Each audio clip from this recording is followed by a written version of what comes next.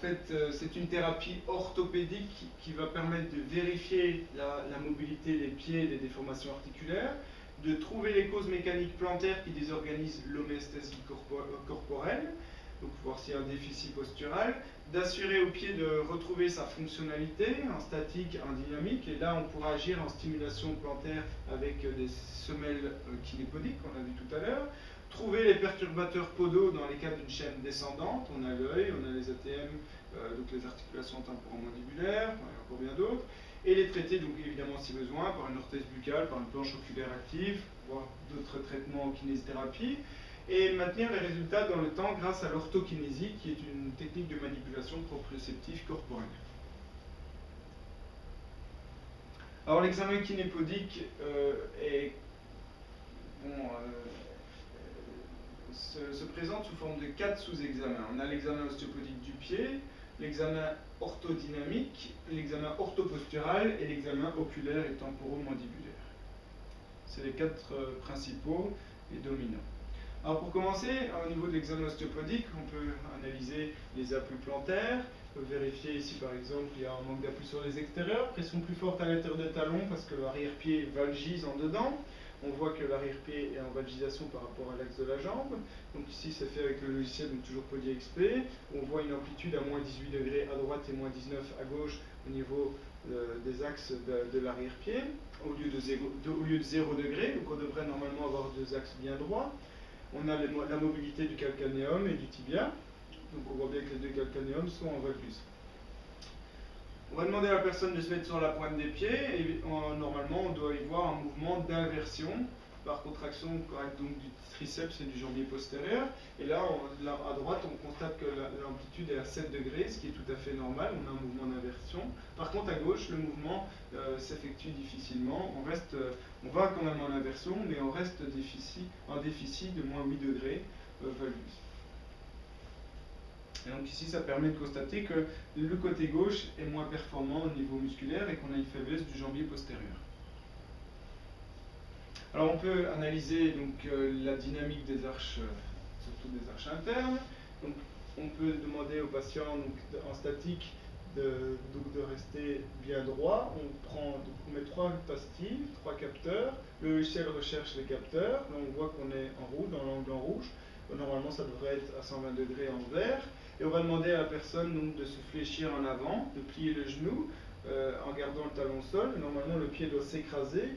Et là, on peut constater qu'on n'a quasiment pas de mobilité, le pied est fixe, donc le médio-pied, lui, n'a pas de mobilité, et automatiquement, bon, ça risque de se répercuter à la marche par un manque d'amortissement. Alors, l'orthodynamie, donc c'est l'examen dynamique en vue postérieure.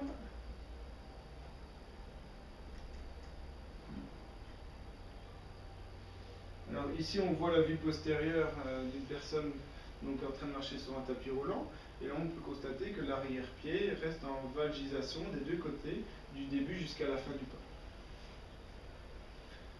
Alors cet examen permet aussi de voir ici la rotation de la hanche. On a des hanches qui tournaient en dedans. Mais ce qui est le plus important, si la vidéo veut bien, ça ne fonctionne pas. Enfin, le plus important, c'est de visualiser la mobilité de l'arrière-pied et de vérifier si cette mobilité est correcte, si l'arrière-pied va osciller de l'extérieur vers l'intérieur et revenir à nouveau vers l'extérieur dynamique. Donc ici, vous voyez, on voit le gros orteil, donc à la fin du pas, on a une rotation aussi au niveau des hanches.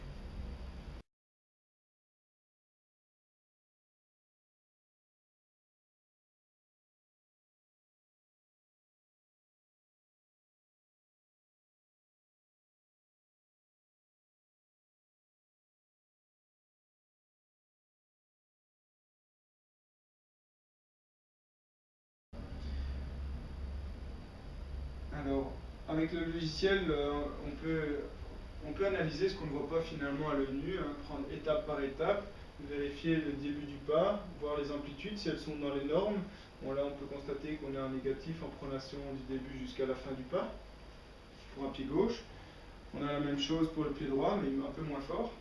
Donc ici, on voit qu'on est à moins 6, moins 13, moins 7, donc le défaut est moins important pour ce pied droit.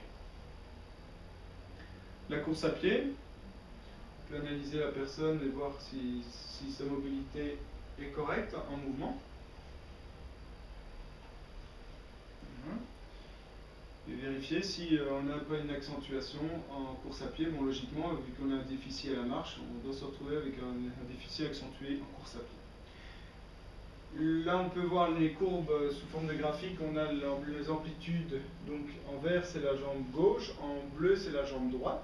On peut constater que ici, sur un pas qui démarre ici à la jambe gauche et qui se termine ici à droite, on a une amplitude qui n'est pas du tout dans les normes. Normalement, on devrait avoir de belles courbes en une dans le blanc, ici, entre plus 6 et moins 6 degrés. Alors que bon, le côté droit, ici, est moins prononcé dans sa déformation par rapport au côté gauche. Donc, ce qui est intéressant, c'est qu'on peut visualiser sur plusieurs pas et pas que sur un seul, et vraiment de voir quelle est l'amplitude, voir s'il y a des oscillations, s'il y a une instabilité, et constater si la musculature fonctionne parfaitement dans une bonne coordination et dans une bonne fonction. L'examen orthopostural, donc lui, va nous permettre de visualiser les défauts posturaux en statique, donc sur tous les plans. On va filmer le patient de face, de profil et de dos. Là, on peut voir chez ce patient qu'on a une latéralité nette du bassin. Donc, on a une translation droite du bassin par rapport au reste du corps. On a une inclinaison du tronc à gauche et on a une vagisation plus importante au niveau du genou gauche. Au niveau profil, on a une antériorité de son tronc. Donc, la tête est trop en avant par rapport à la ligne verticale postérieure.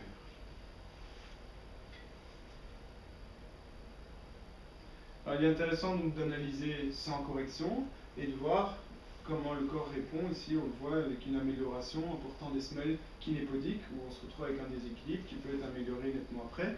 Et on peut aussi l'avoir avec port de semelle, orthèse buccale, ou alors la planche oculaire. Donc l'objectif étant de corriger les défauts pour faire en sorte que le corps se retrouve dans un meilleur équilibre. Alors ce qui m'importe le plus, c'est surtout récupérer une mobilité et une dynamique parfaite au niveau postural. On va dire dynamique, c'est rechercher les pertes de mobilité au niveau articulaire, au niveau de la nuque, au niveau du dos, et faire en sorte qu'on récupère une mobilité physiologique en corrigeant donc, avec des outils actifs si besoin. Donc si la cause vient d'un problème plantaire, on pourra y mettre une semelle kinépodique sous les pieds du patient et instantanément on devra vérifier cette mobilité si elle est améliorée. Donc, si elle vient des pieds, on aura une amélioration. Si elle vient de la mâchoire, il faudra mettre une orthèse buccale active. On pourra faire mastiquer et libérer les tensions au niveau cervical. Alors, il est intéressant d'y faire l'examen des articulations temporomandibulaires et oculomotrices pour vérifier si la musculature fonctionne normalement, de manière à pouvoir corriger un déficit qui vient en chaîne descendante et qui peut être à l'origine la cause d'une mauvaise adaptation plantaire, qui peut expliquer pourquoi le patient a un pied qui va plus en éversion. Tout simplement, le pied va peut-être trop loin parce qu'il doit compenser un déséquilibre en chaîne descendante qui vient de la mâchoire, qui vient des yeux. Et on peut s'acharner à essayer de rééduquer ses pieds, mais on ne retrouvera jamais une symétrie parfaite tant qu'on n'aura pas corrigé la cause. On pourra améliorer au niveau de la fonction musculaire, mais toujours en laissant une déformation plus importante articulaire d'un côté qui sera une compensation. Alors le traitement kinépodique peut être adapté sur des semelles. Ici, on peut faire des exercices de rééducation musculaire sur semelles. Donc là, on peut voir les mises sur pointe, le mouvement d'inversion, ce mouvement pour faire travailler le jambier postérieur, les mouvements de bascule antéro-postérieur pour travailler les releveurs et les triceps. On peut faire des exercices comme ceci. Bon, ça tout dépend de ce qui est souhaité, mais pour renforcer la musculature, en même temps on peut augmenter la résistance si on y met une semelle plus rigide, de manière à avoir une élasticité plus dure et forcer sur ce travail musculaire, et de manière à évoluer beaucoup plus vite dans une déformation, surtout chez l'enfant. Les résultats sont assez surprenants. On a l'option d'ajout de sangle qui peut aussi être intéressant, comme on l'a dit tout à l'heure, pour inhiber les tensions et assurer une meilleure cicatrisation au départ.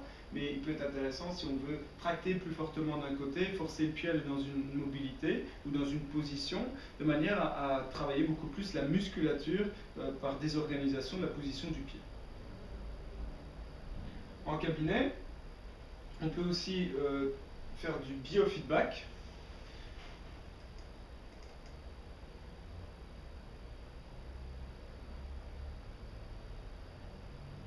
Évidemment, si ça veut bien démarrer, bon, malheureusement, c'est-à-dire qu'on peut très bien faire marcher le patient devant un grand écran. Là, je suis désolé, ma vidéo ne fonctionne pas, mais on voit ici, la personne va se voir marcher, elle est filmée vue de derrière, et instantanément, donc elle voit les amplitudes de ses articulations, et donc au niveau de la jambe, et elle va essayer de remettre son pied dans une parfaite position. Donc là, elle doit être sur un tapis roulant, avec un écran devant, et filmée en vue postérieure.